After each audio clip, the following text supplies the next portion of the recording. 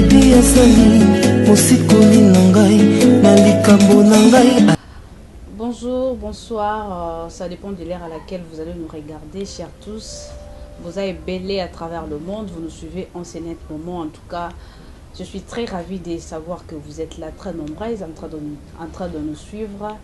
Voilà, cette émission, ça se tourne où ça se passe sur MPTV Télévision. Ils ont chaîne Moko. Eza chaîne oye la binoka masolo ya bana nzambe, eza chaîne oye meme la binoka masolo ezo le kapé na mboka, mais cause nango to lignée nango vraiment eza masolo ya bana nzambe, eza bongo chaîne ya prophète Jason, hein, de baloba en anglais prophète Jason. Donc tozana awa tozo sa naye émission oyo bokomona biso lelo pona ba oba monanga kala. En tout cas je suis là. Na se pepe comme on a bien sous l'élo, tous a bon on a pasteur Jason, prophète Jason, aza pasteur, aza peu prophète, aza peu analyste. To bando le capé bon on a 13 télévision pour nous ça là ba analyse politique parce que ba lobby politique ba qui marangote. Donc à tous à mon salle na nzambe rien n'empêche au lobby la politique parce que soko kimi yango ekolando tina yango ekolanda tina ndaku na yo. Donc ils ont ma solo ya mboka zomona ils ont ma solo mboka. Donc partout vous allez naza très fier ya ba ke vous allez et belé pour Orlando biso ba bi énergie totale azaka kanabino mais mingi pe na ndoleka pe na MPTV parce que surtout mon pasteur Jason bon pe Julia Kaning en tout cas et que ça là vraiment bien. Bonsoir papa. Bonsoir madame. Oui que nga loba mingi so na bandika koloba na peut soit ta parole tu on a katika. Ba fan na ba bi que na loba tellement belle. Naibi. Bonne santé. Non santé ka ndengo zo monango. Je pense que ça bien. Et c'est ngo yamba yo et surtout toujours les capés direct na chaîne na yo. En tout cas beau s'abonner au max, donc beau s'abonner na un petit balinga Kaju énergie totale, beau s'abonner ba fan ya 13 télévision.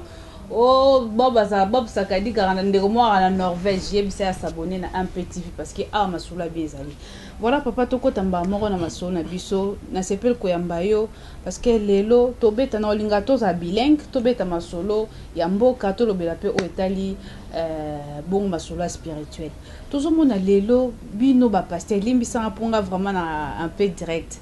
Bino ba pasteur lelo bokomo ko sabiso soni. Ba fidèle ba comme une incrédulité. Ba comme au monde sikoyo vous m'assemblez na ndaku ka kende na église. On dirait na église comme il y a obeta batuma baku. To mona pasteur mukuna arrestation na ye, bima mambebele belo a violé et kitake mataki, to kena limité kuna to moni Moïse mbiye bafunda kaye kaka makambo belé.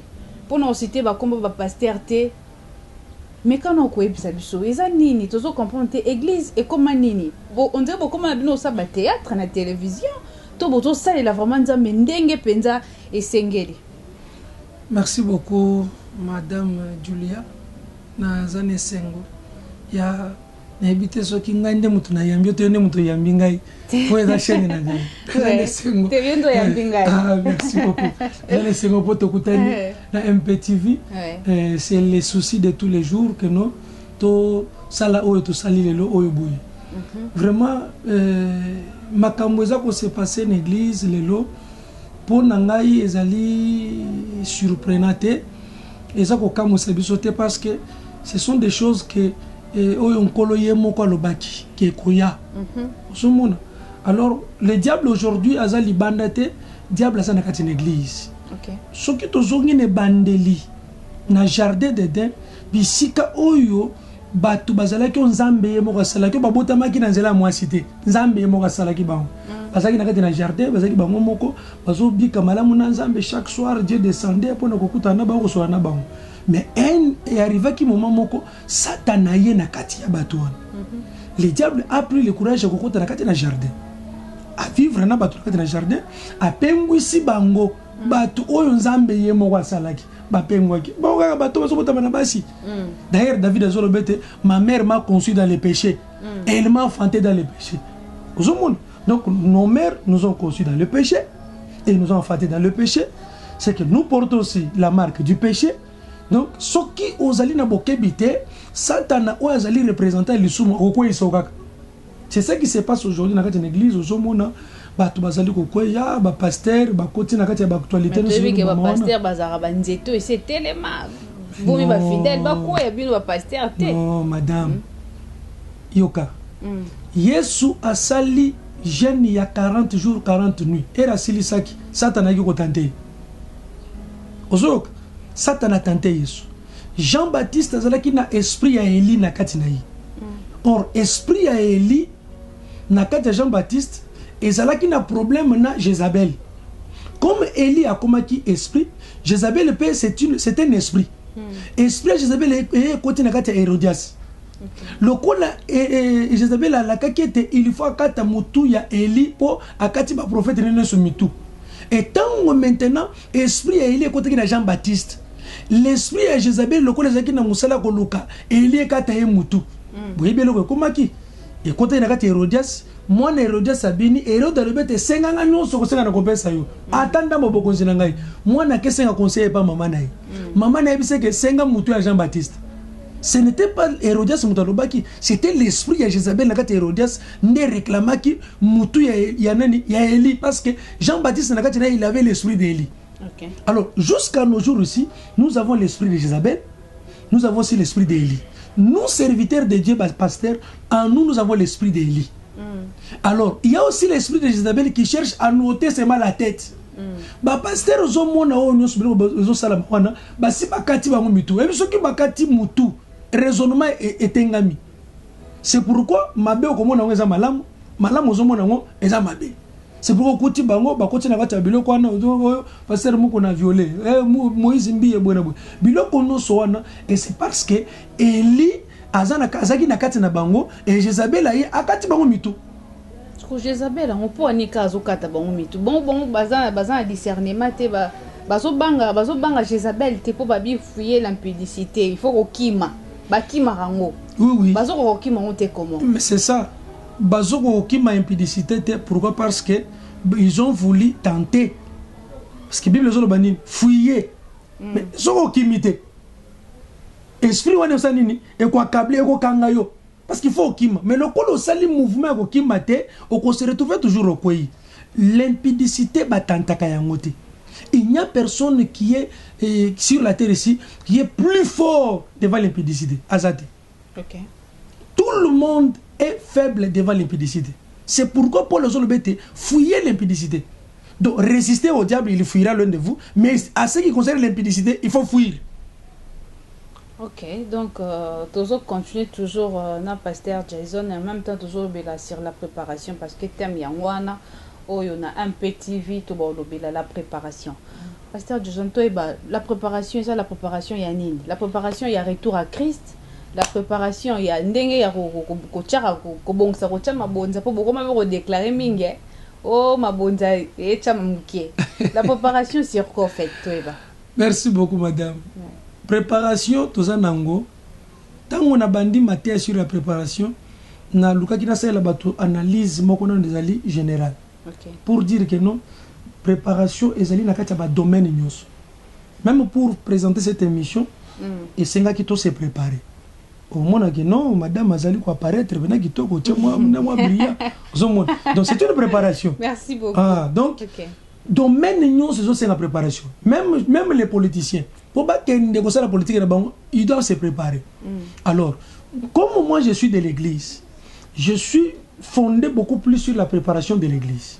Okay. Parce que c'est la seule mission que Christ nous a laissée, c'est de préparer son église. Paul Zolobete nazo lenge la bino lokola mwasi oyo esekeli na présenter pa mobali. Tango mwasi baza ko lengele po ba ke no présenter pa mobali, eza na ba conditions esekeli ko réunir. Ils ont un conseil, il faut que ça moi si mobile baba telake boye ba vendre na mobile boye na ndako libala basala ka boye. Donc c'est une préparation. Donc nous aussi les hommes de Dieu, nous sommes en préparation, il y a église, tous qu'on prépare église, na mateya. Na eloko mosusute, na mafuta te, na maite, tous on prépare église, na mateya, na liloba na nzambe. Parce que liloba na nzambe, vous êtes pire par la parole que je vous ai annoncé. C'est ça la préparation. Donc, quand on prépare l'église, c'est pour la rendre pure. Toujours rendre l'église pure, pour te présenter et pas un colonaye. Donc, la préparation, dont nous parlons, c'est la préparation de l'église. Nous sommes vers le temps de la fin, bien que nous ne sommes pas encore à la fin. Mais nous sommes vers le temps de la fin. Il y a des signes. Mais ma préparation, on dirait déjà préparation du c'est ça la maranango déjà. Et ça la maranango déjà en quelque sorte parce que Nesi et le retour le ya maïté ya mafuta et ba fidèle mususu déjà ici bazala préparer na maï na mafuta déjà tant azoye pas na yo bi maïté monter comme dit maté. C'est faux. D'ailleurs nous lancé appel na monde entier ba tous bazo kolanda biso. Si vous arrivez dans une église où bazo sali la maï na ba mafuta biloko no sortez de cette église là. Pourquoi? Parce que Jésus-Christ lui-même n'a pas fait ça. Et les apôtres, les disciples de Jésus n'ont pas fait ça. La Bible dit, nous sommes fondés sur les enseignements des apôtres, les prophètes, Jésus-Christ lui-même comme étant la pierre angulaire. Nous avons un livre qu'on appelle Actes des apôtres. Actes des apôtres qui veut dire les comportements des apôtres, les caractères des apôtres. La manière dont les apôtres se sont comportés. Et si comme côté disciple moko ya Yesu azwaki batu apakoli bango ba mafuta amelisi bango ba mai atekeli bango ba jin ndenge zo se passer le lo ba commerce na kati na église non cher pasteur soki ozana posa ko sala commerce kende ba ndundu kende ba Congo je l'ai toujours dit avion za wana ko tu confinement Cécile oko ozu avion ke na est ko sala commerce parce que toko sala commerce na kati na église de jiro bazo teka 500 francs oko ta na kati na église ba tia $5 que eza ya onction bon onction chinois mutuache onction nakati ji to libanais to yo pasteur no onction nakati ji d'ailleurs matière basé na ba ji wana tant ozo melango à la longue et zo détruire la santé. Pasteur Jason, est-ce que ozo reconnaître que lelo marambo komi pasi makasi na vie chrétienne pour lelo et perdumer kota makasi marambo yo zo loba oyo est-ce que oza sir batu ba rondima yango facilement mais batu faut bandima batu faut bandima parce que moi j'ai vu ba démonstration ya Nzambe. Chez moi, là-bas, dans la maison de prière, nous prions selon ce que Jésus-Christ lui-même a dit. La Bible dit, à mon nom, vous chasserez les démons. Je chasse les démons à l'église, maison de prière, na kombo na Yesu. À mon nom, vous imposerez les mains aux malades et les malades seront guéris. Ils sont guéris. Et ça, na mobile moko, oyo, pota azoka depuis âge à 10 ans. Depuis l'âge de 10 ans, les lois commis tata mukolo, pourtant les okawakate, et kaoki n'espace à des semaines par la prière. Et là, on me soude.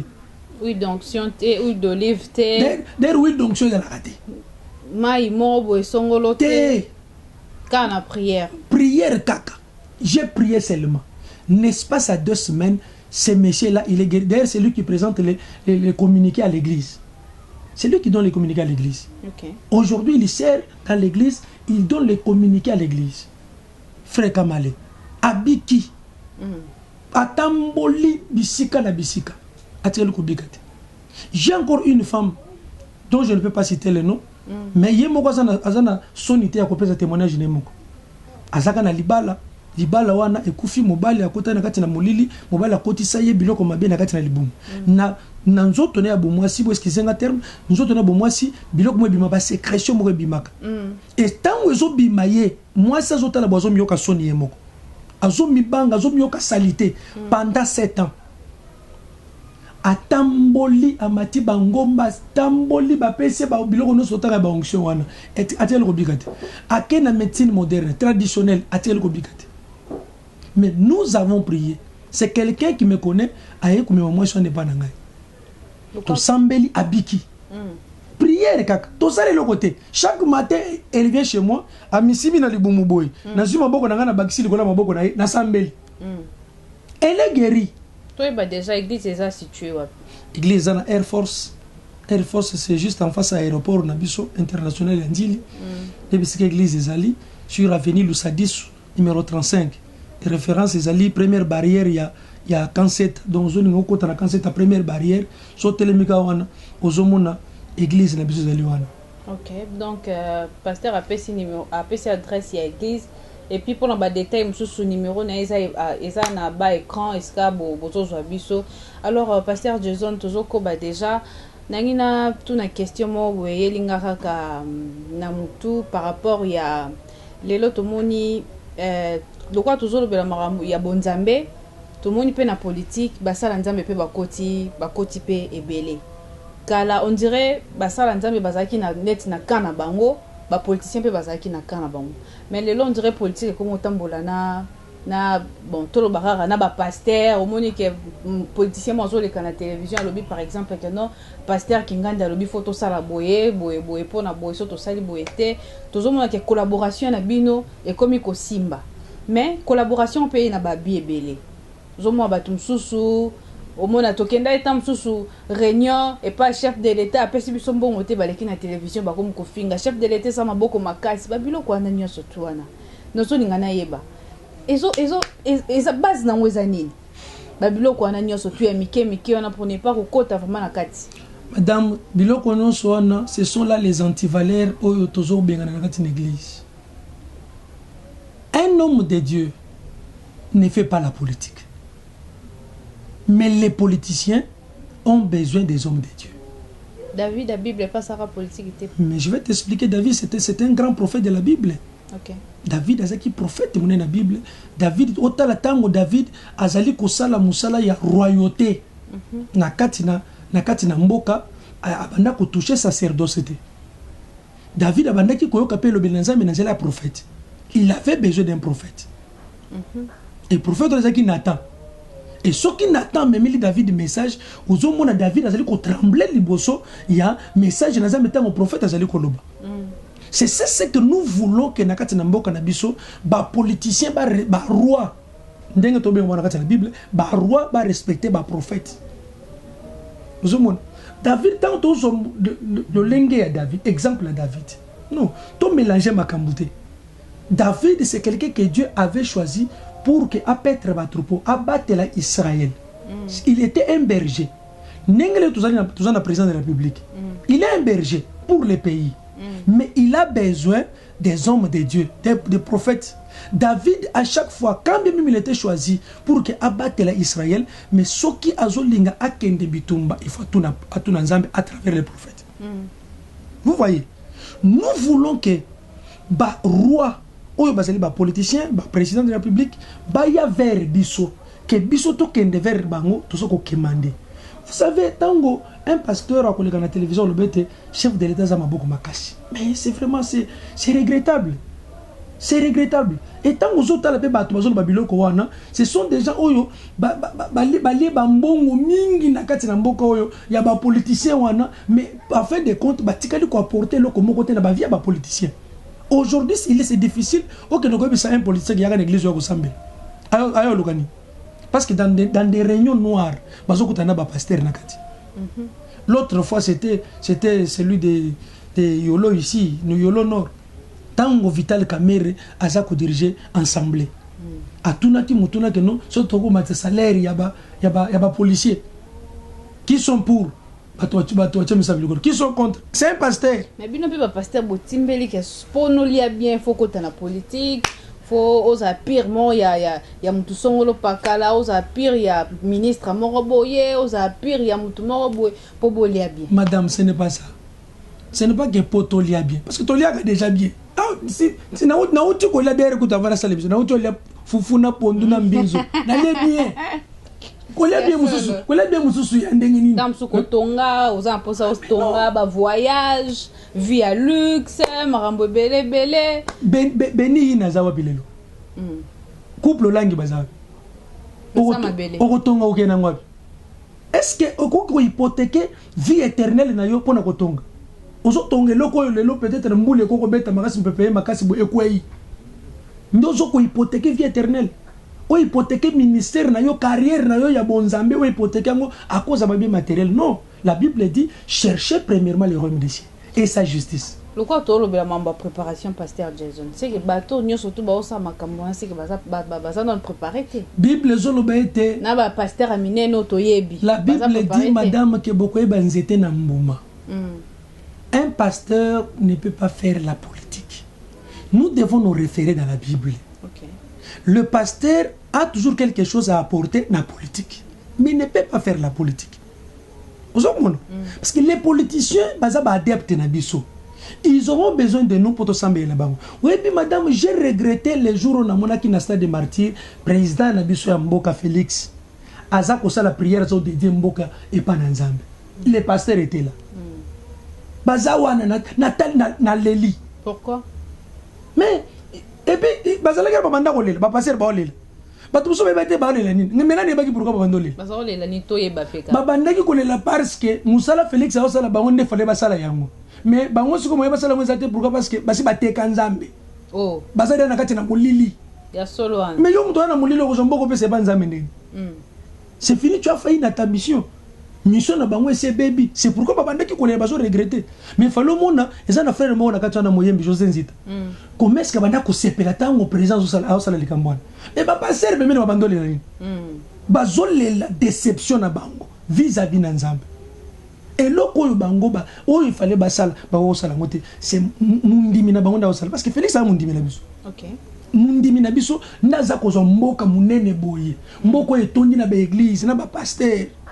Maloba ki bazana ba onction mais mundimi azimboka wana azongisela nzambe. José Nzita yembi azola kisa ba déclaration Mobutu asala. Ba pasteur to bien ngode. Stoyi ba déclaration. Pasteur nini basenga Kabila mbongo to sala kilite pona mboka nani oyo asala déclaration ko sala renoncement ya maloba wana. Muto atambo kote. Mais baluga nini ba pesa bango mbongo. Lelo ba deli lesi ba oleka na télévision ba sala bango soni bazo ko similia ka bango na bango ne ba banda ko lia ba mbongo bazo se présenter que non ngana za Kabila.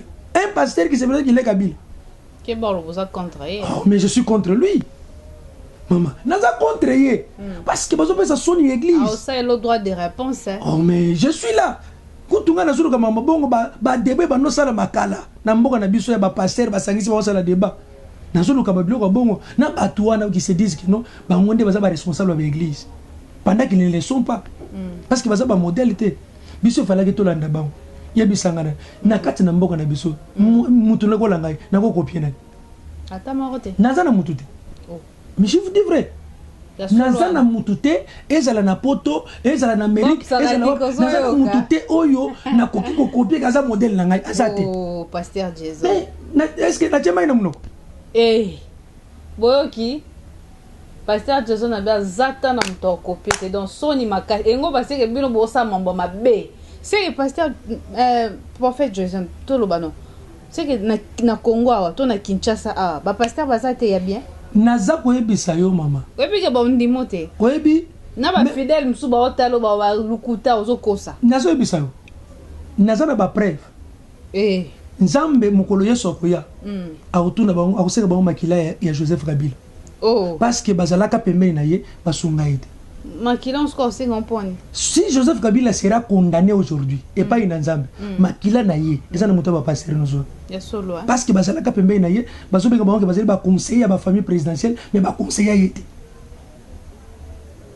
Tant Kabila lobi que non, nazo kata 15 personnes pour na changer mboka oyo. Na muna ta moko te. Ba passer bazalaka. Non ba ngela ba otam so beta bon que la bonne. Mais comment passer comment banga président ya kobeta yo? Munduki.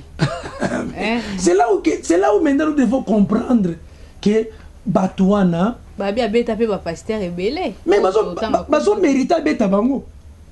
Bazo mérita beta bango. Ya bisa en place ni nomona ki David abeti na Jonathan Tonata. Prophète Nathan. David abeti le wa.